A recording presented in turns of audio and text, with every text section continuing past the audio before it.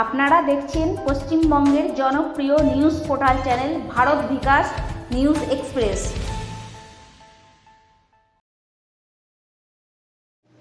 নমস্কার। আজ 16 আগস্ট 2025।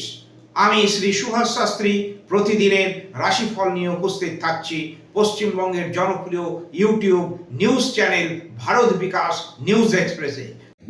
প্রথমেই বলি মেষ রাশি। মেষ রাশি জাতক জাতিকারা পেশাগত উন্নয়নের দিকে মনোনিবেশ করুন, নিজের দক্ষতায় আত্মবিশ্বাস রাখুন, সঞ্চয় ও ব্যয় সংক্রান্ত বিষয়ে সচেতন থাকুন। বৃষ রাশির জাতক জাতিকারা নিজের শক্তিমত্তা কাজে লাগিয়ে আর্থিক ও ক্যারিয়ারমুখী গোল পূরণের চেষ্টা করুন, পরিবারে শান্তি বজায় রাখুন।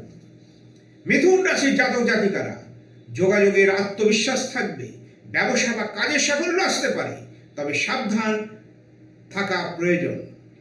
কর্কট রাশির জাতক জাতিকারা নিজের কাজ সংক্রান্ত দিকে আপডেট করার চেষ্টা করুন, সম্পর্ক প্রেমে জীবনে উন্নতির সম্ভাবনা আছে।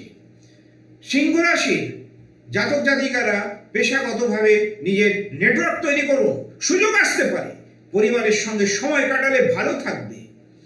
কন্যা রাশির জাতক জাতিকারা কাজের অগ্রাধিকার এবং কর্তব্য পালনে মনোনিবেশ করুন, স্বাস্থ্য ও সময় বন্টনে সচেতন থাকুন, অযথা কাউকে প্রতিশ্রুতি দেবেন না। তুলা রাশির জাতক জাতিকারা কৌশলগত চিন্তাভাবনায় মনোনিবেশ করুন, ক্যারিয়ার বা সম্পর্ক দুই ক্ষেত্রে পরিকল্পিতভাবে এগিয়ে যেতে হবে। বৃশ্চিক রাশির জাতক জাতিকাদের সম্পর্কে বলতে হয়, সম্পর্ক গড়তে পার্সোনাল এবং প্রফেশনাল পর্যায়ে মনোযোগ দিন, ধৈর্য ও সতর্কতা প্রয়োজন।